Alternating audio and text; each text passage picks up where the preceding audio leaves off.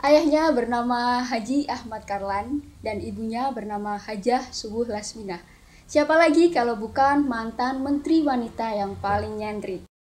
Kembali lagi di segmen Ngobrolin Wanita.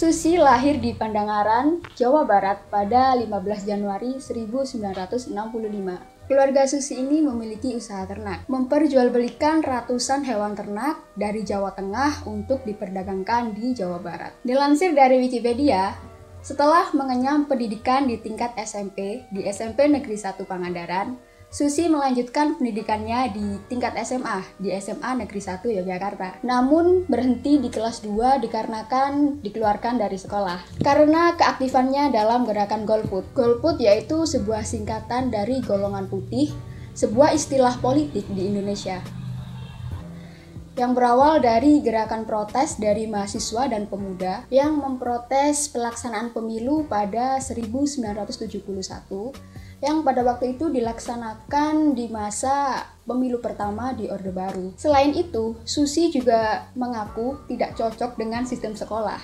Setelah putus sekolah, akhirnya Susi menjual beberapa perhiasannya dan mengumpulkan modal sebanyak 750.000 untuk menjadi pengepul ikan di Pangandaran. Seiring berjalannya waktu, bisnisnya pun berkembang dengan pesat. Hingga pada tahun 1996, Susi mendirikan pabrik pengolahan ikan guys. PT ASI Pujiastuti Marine Product dengan produk unggulan berupa lobster yang diberi nama Susi Brand. Kemudian bisnis pengolahan ikan ini pun berkembang luas hingga ke Asia dan juga Amerika.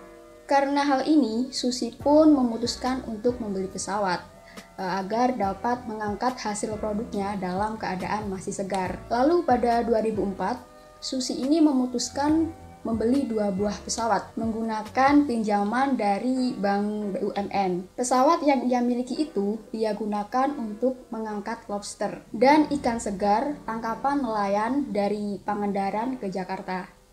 Pada saat itu, berselang sekitar sebulan sejak Susi membeli pesawat untuk mengangkut ikan, tsunami menerjang Aceh guys, dan ribuan orang pun meninggal dunia. Dan hampir semua akses transportasi yang masuk ke Aceh itu terputus. Atas inisiatifnya sendiri, Susi ini meminjamkan pesawatnya untuk mengangkut bantuan selama kurang lebih 2 minggu. Namun ketika Susi ingin menarik kembali pesawatnya, banyak organisasi kemanusiaan yang ingin masih tetap memakai pesawat Susi ini, hingga mereka siap membayar uang sewa kepada Susi. Dari sini kemudian Susi berpikir untuk terjun ke bisnis penerbangan. Sampai 2012, penerbangan milik Susi ini mengoperasikan setidaknya 50 pesawat dengan berbagai tipe. Maskapai ini diberi nama Susi Air.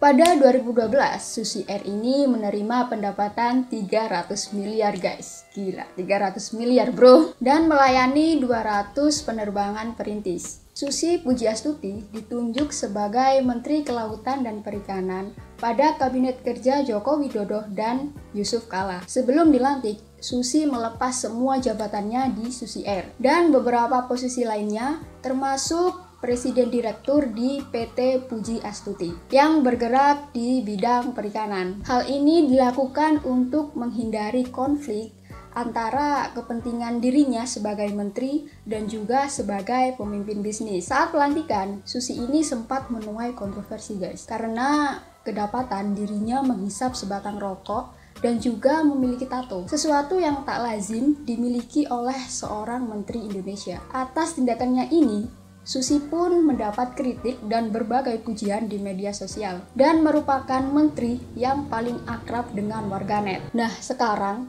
pertanyaan yang masih muncul di kepala gue nih, kok bisa ya bermodal ijazah SMP tapi bisa jadi menteri? Wah. Jadi gini guys, setelah menjadi menteri, Susi mendaftar untuk mengikuti paket C di PKBM Bina Pandu Mandiri di Kabupaten Ciamis pada 2015. Setelah itu, Susi menerima gelar Dr. Honoris Causa di Universitas Diponegoro pada 3 Desember di bidang keilmuan manajemen dan konservasi sumber daya kelautan di Institut Teknologi 10 November, Surabaya pada November 2017. Lalu, apa alasan Pak Jokowi mengangkat Susi ini sebagai menteri? Setelah gue searching, ternyata memang belum ada jawaban yang valid mengenai hal ini, guys. Bahkan Susi sendiri masih bertanya-tanya, kenapa ia bisa dipilih Pak Jokowi sebagai Menteri Kelautan dan Perikanan. Susi ini dikenal sangat giat dalam pemberantasan kapal ilegal di Laut Indonesia. Bahkan, ia tak segan-segan untuk memerintahkan penenggelaman kapal, terutama milik asing yang terbukti melakukan pencurian ikan di perairan Indonesia. Saya hitung 3, 2, 1. Tenggelamkan.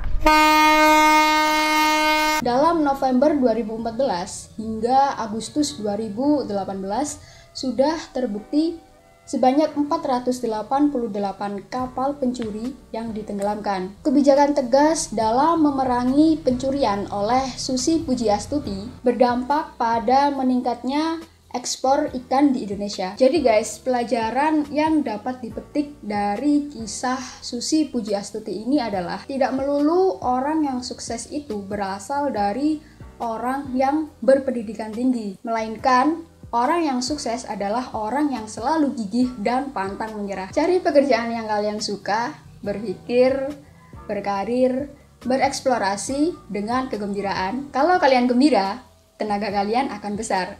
Kalau tenaga kalian besar, kalian juga akan meraih hal yang lebih besar juga. Cari yang kalian suka, belajar yang kalian suka, karena kegembiraan adalah energi. Oke guys, cukup sampai sini video kita kali ini. Jangan lupa subscribe, comment, like, and share. Sampai jumpa di next video. Bye-bye.